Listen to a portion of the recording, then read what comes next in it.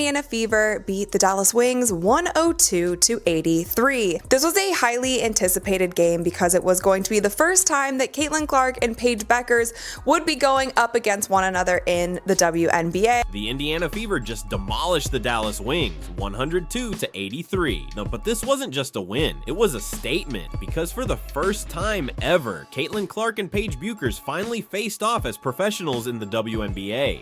For 5 years, basketball fans have been waiting for this moment. Two high school legends, two college phenoms, two completely different paths. Clark went to Iowa and rewrote NCAA history. Bueckers chose UConn and joined a historic dynasty. And while Clark won 2 of their 3 college battles, including a legendary 41-point NCAA tournament performance, the question always lingered, would Clark's game translate to the pros? Critics, including UConn coach Gino Auriemma, weren't sure. Even legends like Diana Taurasi warned that Clark might not survive the WNBA's physicality. They praised Paige's fundamentals. They doubted Clark's flashy style. But last night, all those doubts were shattered. Oh, everything is she was Caitlin before Caitlin, she's better than Caitlin, all this stuff. That kind of stopped in the media. Caitlin Clark put up better numbers in the WNBA than Paige did in college. School, AAU, you guys were on the U19 World Cup team together.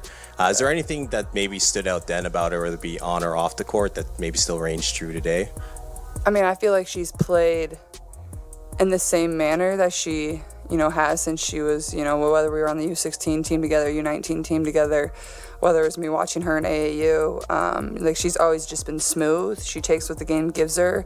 Her midi has always been as nice as it's been this year. She's just she just plays way older than she is. Like she's confident, she's smooth, she just does everything at a high level, can score from all 3 levels. And that's how she's always played, and that's obviously translated really well. Clark didn't just show up, she made history. The build up to this game was electric. National TV, massive hype, and it couldn't have come at a more critical time. The Fever were struggling, coming off embarrassing losses. Internally, tension was building. Clark wanted to push the pace and play fast. Coach Stephanie White favored a slower, half-court game. That philosophical clash even led to a heated sideline moment between them during a recent game against Atlanta. Behind the scenes, the chemistry was off. Lineups were inconsistent. Clark was coming off an injury, and key players were still adjusting. Fans questioned if the Fever could ever find a rhythm. Then came the Dallas game, and everything changed. Anna said it best. This kid's in for a rude awakening.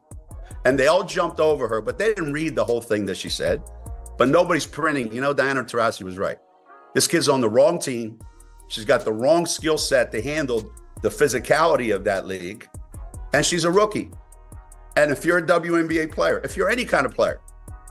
For the first time, Stephanie White let Clark run the show. This was Clark's vision come to life. Fast breaks, full court passes, constant movement. In the second quarter alone, Indiana dropped 36 points. The Fever were flying. Every possession was electric. Clark was dishing out assists like a quarterback, finding open shooters, commanding the pace. Her teammates rose to the occasion. Kelsey Mitchell went off for 20 points, extending her double-digit scoring streak. Natasha Howard was unstoppable in transition. Aaliyah Boston was dominating the paint. Sophie Cunningham came off the bench with 13 crucial points and reached 1,500 career points in style. But here's where it gets legendary. Clark didn't just lead the offense, she shut things down on defense too. She finished the game with 14 points, 13 assists, and 5 steals. That specific stat line has only been achieved twice in WNBA history, both times by Caitlin Clark herself. She now stands alone as the only player ever to do it twice. Her impact was everywhere. Steals that led to fast breaks, blocks that turned into highlight reel assists. Her court awareness was unreal, and Paige Bueckers, she was completely overshadowed. The Wings couldn't stop Clark. They tried getting physical, grabbing her off the ball, refusing to switch screens, but none of it worked. Clark kept slicing through them, feeding teammates and hitting big shots. The Fever set multiple franchise records, 64 points in the first half, 30 total assists, and one of the most efficient quarters in team history. They finally looked like the team fans believed they could be. This wasn't just a great game, it was a turning point. Clark proved she doesn't just belong in the WNBA, she's here to dominate it. The rivalry with Bueckers has officially entered a new era, and Clark owns the opening chapter. For the first time, the Fever played Clark basketball, and fast, fearless, and unstoppable. And if this is the version of the Fever we'll see going forward, the rest of the WNBA better be on notice. The prophecy is complete. Clark is not just a college legend, she's now rewriting the rules of the pro game on her terms. If you're excited about what comes next, comment CC Record Breaker, like this video, and make sure to subscribe so you never miss the next chapter in this historic journey.